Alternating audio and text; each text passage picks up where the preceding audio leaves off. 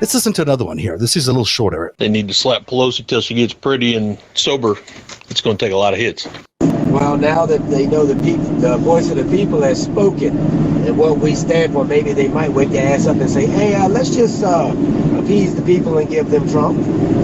From what I'm hearing, they have breached the Capitol. They are inside, still fighting the police. Can we get it confirmed on that?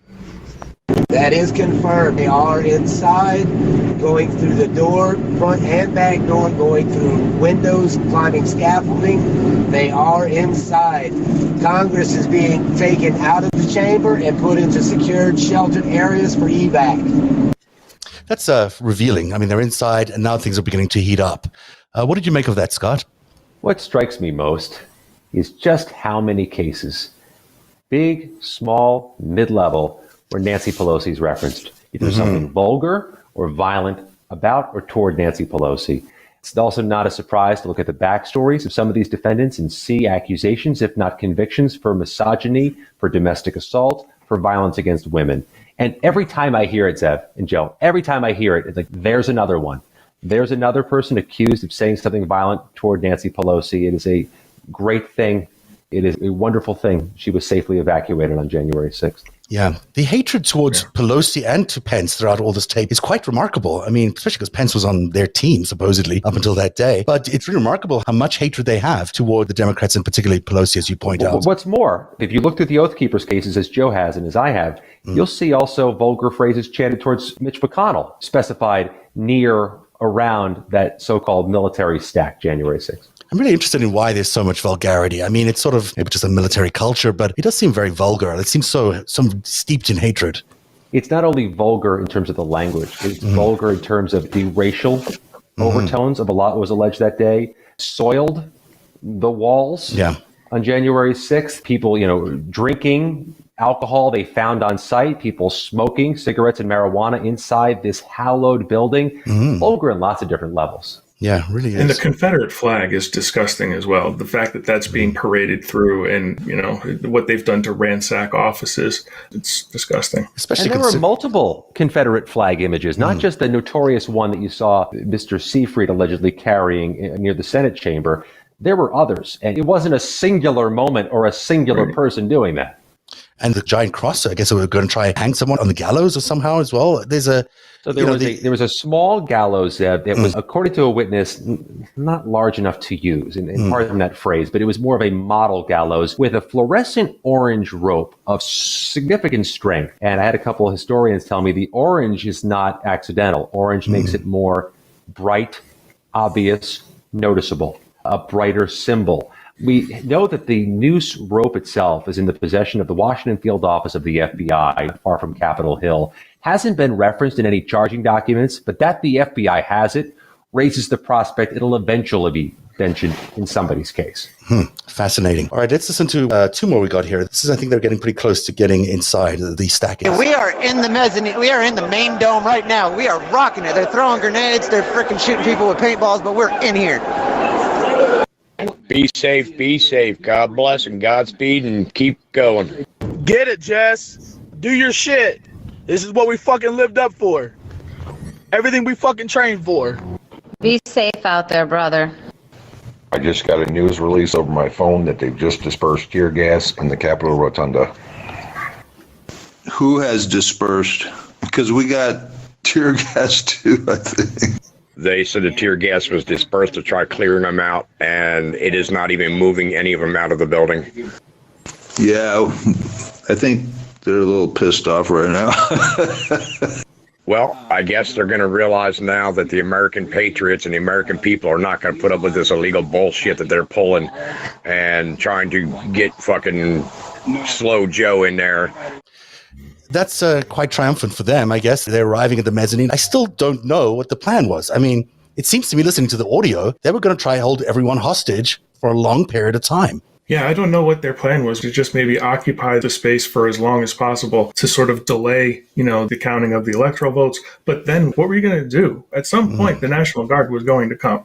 At some point, you have to take the Capitol back. What were they going to do? They were hoping, I think, for some sort of negotiation or negotiated settlement, if you listen to the audio. But then things went awry because someone died. But let's focus on that moment where she arrives at the mezzanine, Scott. That's a very, damning evidence, I guess, of this entire indictment. This is a multi-front war on January 6th, and you're focusing on one front, a rather interesting one, where you have accused far-right group members who are accused of plotting and planning and coordinating, who got access to this hallowed place. What was supposed to happen next? This could be a component of what the feds are trying to get by flipping some members of the Oath Keepers. But that's one front. There are other fronts that included a whole lot more violence. You go to the west front of the Capitol, where you have hand-to-hand gruesome combat that led to injuries, that had a cloud of chemical spray, barbaric fighting. That's not where the accused Oath Keepers are. You've got different evidence each day. You've seen video. It seems to be like a commercial loading dock with a door closing. Right. People getting beneath it, fighting through police, throwing trash can at police. You've got the other fronts, where you have the Capitol Police officer chemically sprayed, who would later die of natural causes of a stroke. There's that assault. There's all these different spots. On the East Front, a different group of accused far-right group members, the accused Proud Boys, one of whom allegedly smashed open the window, allowing the mob to enter. The Oath Keepers are in one spot, but as Joe sees from reading through the indictments, as I see, they're not there where that Game of Thrones style fighting was happening. Right. But it is fascinating when you look at this timeline map that we have here, how quickly all these groups were able to surround the Capitol, a matter of minutes, really, and gain access to the building on all fronts, and how violent, and you're so right about how violent everything was on all these sides, and maybe the Oath Keepers not so violent, considering how much was going on elsewhere. It was just a different front. What strikes me most about that map is just the closeness in time of everything. Yeah, it's about 19 minutes. Simultaneous nature to it. And I haven't seen much of an intersection in the thousands of pages of court filings between different far-right groups alleging or specifying coordination. I haven't seen that. If the feds have those cards, they may not be showing them yet. But everything does seem to just happen at once, doesn't it? It does. It's pretty mysterious. This robust movement from all corners. And they all knew where they were going. I mean, it seems like they all knew where they were going because that's where they landed up and got in so quickly, some of them even having doors open from the inside. Joe, tell us a little bit more about this mezzanine moment of Watkins arriving and how important that is from your perspective. Well, it's important because, she's basically given, the channel sort of the, hey, we're here. It's the planting of the flag. We're inside here. This is what we came to do. And we've won, right? We've completed our mission to get into the mezzanine. Being in the mezzanine, they could have gone in either direction. They could have gone to the Senate. They could have gone to the House. Anything could have happened at that point. One of the things that's extremely interesting is in one of the documents that I read, I'm going to see if I can go back and find it, or maybe it was in an interview that Stuart Rhodes did at one point. He mentioned that the Oath Keepers were in there to provide medical aid. They had already been there, so they had heard that there was a shot fired. There's a mention of it on that tape. But at one point, to use the fact that they actually went into the Capitol to render medical aid is ridiculous because they, one, breached the Capitol before the shot was made, and two, never rendered any medical aid. Right, interesting. Here's another one. Here's the fifth clip here. This is soon afterwards. I have actually been part of taking over countries or running elections in other countries around the world where we say, hey, be more like us, act more like us. In fact, we're going to show you how to do an election in your country, Iraq, in your country, Afghanistan, in your country, name the Central American country in the 80s and the 90s. So anyway, this is embarrassing. No, I totally agree with you. And under the U.S. law, under the State Department, under the UN, if they're not poll watchers, if there's not, you redo the election. Into politics because I'm a politician. I get into politics because I care about the future of the country. I saw the country going towards socialism while I was in uniform.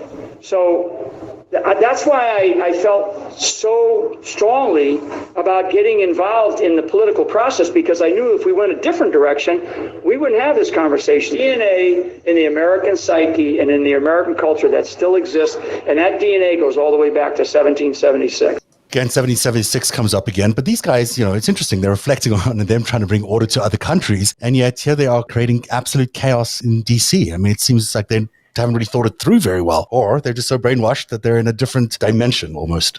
One of the interesting components of the Oath Keepers case that I found in their court files, but I didn't find in others, is the prosecutors allege what they call a bug-out plan, a contingency plan. If all hell breaks loose or if all things go all to hell, they had a plan, read the court filings correctly, to go to the mountains of Kentucky or West Virginia or Western Virginia, where they'd be proof from being spotted by drones, where they'd have supplies. They had a bug out plan. I'm not sure what would have caused a bug out plan to be enacted if this didn't, because this didn't go too well for them. It did not, no. They had a contingency plan, the feds argued at one point earlier this year. Another layer of a conspiracy case is to have a bug out plan. Yeah. And Kentucky is so important that you mentioned Kentucky, because earlier we talked about Stuart Rhodes working for Ron Paul. Well, his son Rand Paul, the senator from Kentucky. So to find an open arms in Kentucky is an interesting thought as well. By the way, people here on the chat, Matt Falso is saying that he believes that is Alex Jones on that tape. That sounds like it is Alex Jones on that tape. Yes. Oh. So not only is it Alex Jones, but that is Michael Flynn telling Alex Jones on January 5th during an interview that they did at the Willard. That's Mike Flynn telling Alex Jones about how he was in the 80s and 90s, that's really interesting. So why is it included inside this? Why is it included in their Velo chat? It's included because this was sort of towards the end of the day, as things were, they were starting to sense that things weren't going their way anymore. And they had actually, on the Zello chat, played and broadcast that message over the Zello chat to the 100 or so people that were on that Zello chat. Interesting. That's part of just an open channel on Zello that they just broadcast that particular part of the interview between Mike Flynn and Alex Jones. But it's not necessarily Alex Jones. I'm sorry. Go ahead. You go ahead. Jones and InfoWars keep coming up in these cases.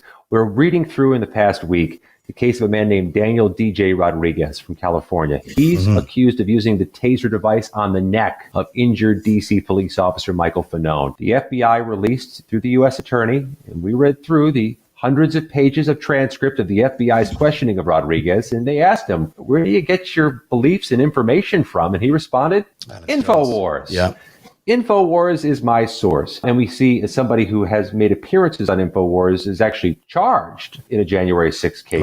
Right. It just keeps coming up, and it's one of the connective tissue in an increasing number of cases. Yeah, I've argued from the very beginning that he sort of operates as the Ministry of Propaganda for this whole thing for months and months. Even back early in September, before the elections, he and Stone were discussing the Insurrection Act on InfoWars. This is the first recorded event where they were talking openly about what was going on. So it's interesting that their tape is being played into this Velo chat as these people are actually playing part of the insurrection. And it certainly adds questions around when Alex Jones will be indicted and if he'll ever be indicted. Certainly for not responding to the commission with subpoenas, but also when he'll be indicted for his activities leading up to that. Because Stroy, as you point out, which is the other InfoWars personality, has in fact been indicted. Jonathan Schroyer, that's right. Yeah, right.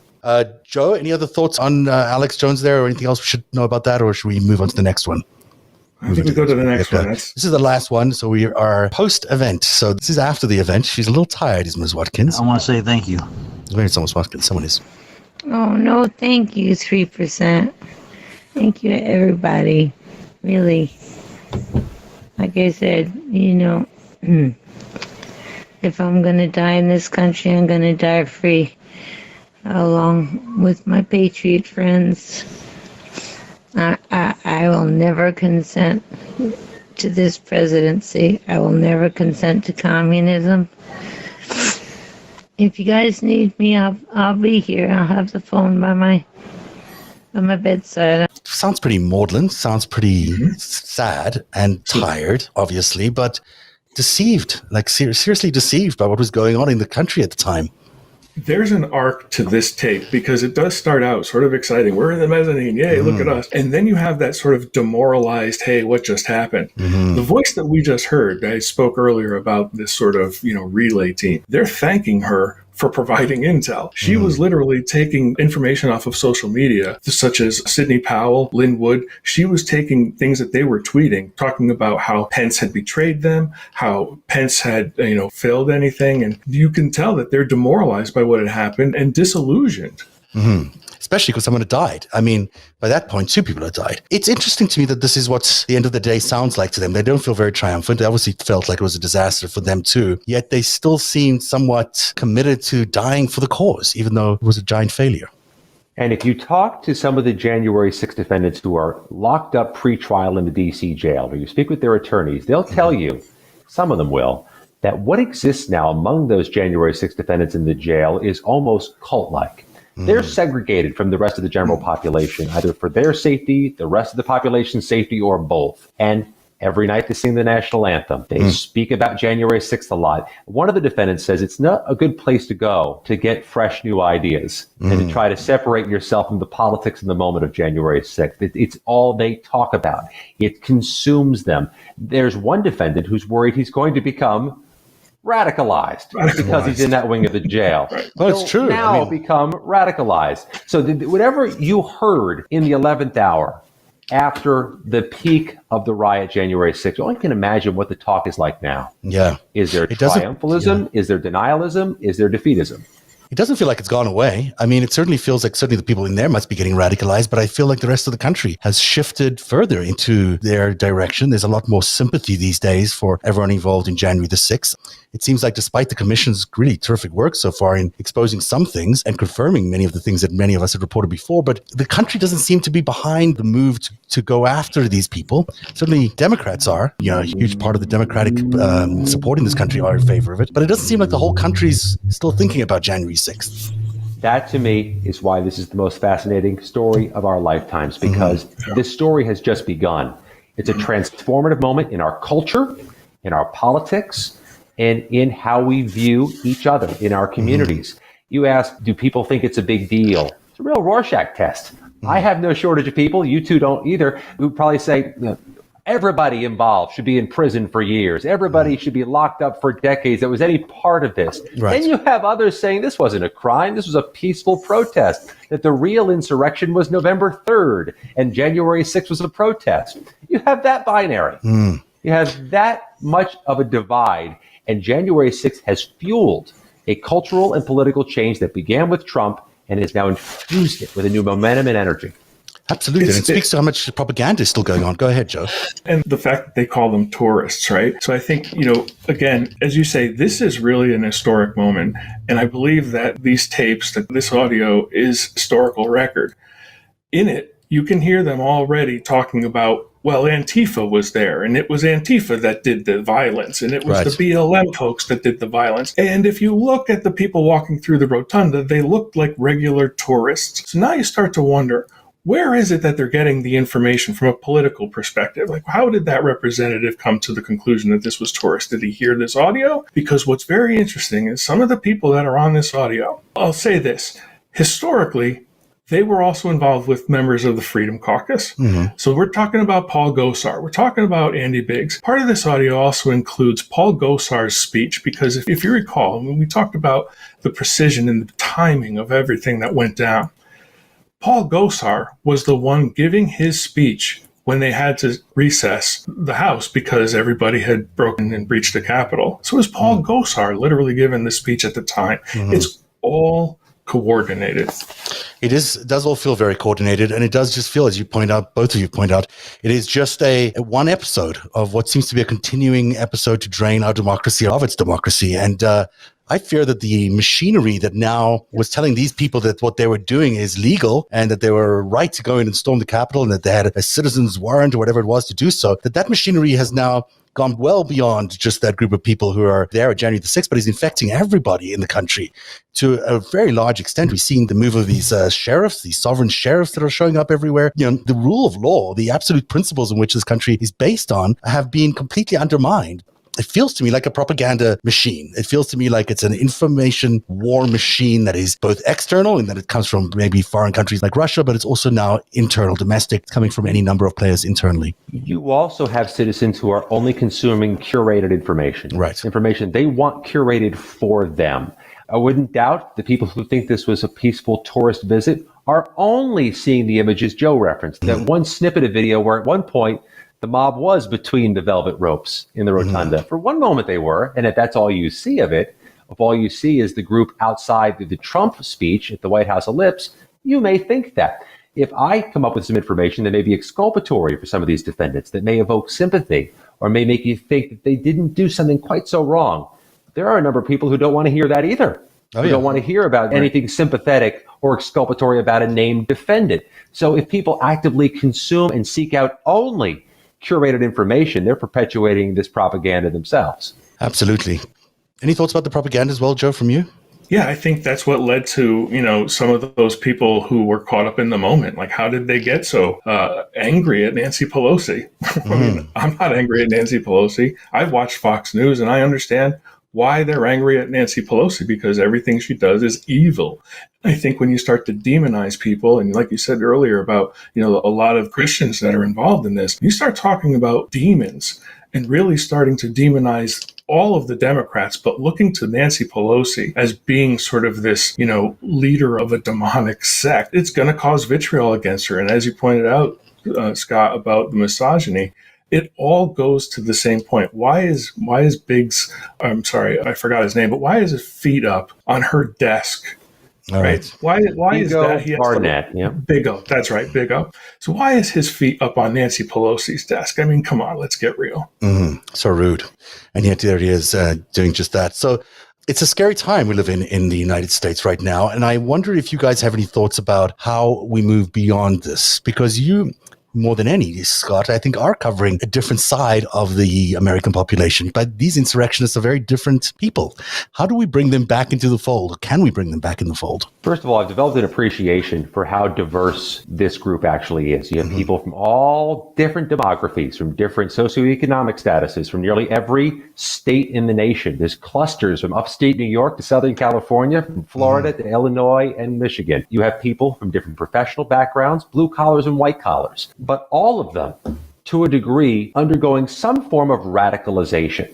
And I think it goes back to the point you made earlier. If we continue to consume exclusively information we want curated and sanitized that only aligns with our political perspectives, we're not going to progress. We're not going to reunify. Joe watches Fox News. I watch Fox News. I watch MSNBC, Newsmax, CNN. I'll consume any morsel of information I can find because I want to understand how all Americans are digesting news. Right. Until we have a more unifying theory, we're not going to be unified. This is so local. Like when we talked about, the Oath Keepers, it's local, right? Get into your counties. You talk about the sheriffs, it's local, get into your counties. This is about messaging. In terms of, I think two things need to happen. So conversations like this, where we're actually talking about facts, these are things that the government can prove. There's evidence for them. It's not rhetoric. It's simply what they can prove and what they have evidence of. All that information is in these documents. Secondly, we have to message properly. A lot of the things, as Scott mentioned about the demography of these folks, a lot of the things that the Democrats want to do are geared towards helping those people specifically. They really are trying to help every American and touch everyone on a local level. So the Democrats have to do a better job of messaging and how they're going about doing things. And I'll say this thirdly, we need to pass voting rights legislation. It is the most important thing that we have to do legislatively from this point forward. That's not likely to happen, as you know. But you're right. It is absolutely important that we do that. I feel like we're at the point where both sides need to be giving in a little bit. Clearly America has given It's a very clear message from both sides. But, it's not going to help us if we continue to stay a divided, polarized country. The past is probably not going to be recreated. There needs to be something new. And that something new requires everyone to give in a little bit and compromise. In this little rants for a lot lately, because I think it's so important. There's no ways these insurrectionists are coming over to the liberal side if nothing changes on the liberal side and vice versa. There's not going to be a one winner on this thing. It's going to have to be everybody meets somewhere in the middle. And I hope I don't these things understand work. Why every American isn't to some degree obsessed with this, because there is a straight line between what happens with this prosecution and this investigation and January 6, 2025. Oh, 100%. Democracy, 100%. The future of what happens in our country, it's being decided now. It's being influenced right now. This is the thing. Mm-hmm. This is the thing we need to fixate on. Anybody who cares about the future of the country, the future of our government, and our democratic system. It's a really great point to end this on, Scott, because that's in fact why we've been doing so much reporting on January the 6th, as of course you have. But, this is just so instrumental and so pivotal to how we go forward. And it does go all the way to the top. I mean, we started the show saying the Oath Keepers with Roger Stone that morning. And then we found out, there they are on the mezzanine level of Capitol hours later. It's all connected. All these people are connected. It's one operation, and will absolutely determine what happens next time around in 25 when we have another inauguration, or should have another inauguration. Thank you both very much for being with us tonight on Narrative Scott Macfarlane, always a pleasure to have you on the show. Tell everyone how they can find you on Twitter and elsewhere. At Macfarlane News, we tweet the moment every development comes. And this is one of those stories with 700 criminal cases and a federal U.S. committee looking at it, where there's news every moment. I cannot believe how good your feed is, by the way. It is a must watch for anybody who's interested in anything that happened on that day. It's always got breaking news. Mrs. Macfarlane would rather I put the phone down for a while. She's working on that, and we're trying to grow. Well, I'm glad you're compromising too. That's good. It's good to see. But we're all thrilled that you are spending as much time as you can updating that feed as well. And Joe Dempsey, thanks very much for being here tonight. People can find you at Dempsey2, and terrific work as always in the research to help narrative tell the story, and on your own feed where you provide lots of great threads. And there's one coming soon, which I know everyone's going to be excited about checking out. So with all that being said, thank you for being here tonight on Narrative. We'll be back tomorrow night with another interesting episode that swings off this one, because we're going to go talk about the Oath Keepers and one of the people who was able to infiltrate the Oath Keepers. The story of how they got in and what they found out. That'll be on tomorrow night's Narrative. So we hope you'll join us then. In the meantime, have a good night, everybody. Narrative is made possible by viewers like you. Join today and support truly independent journalism at patreon.com/narrative. That's patreon.com/narrative.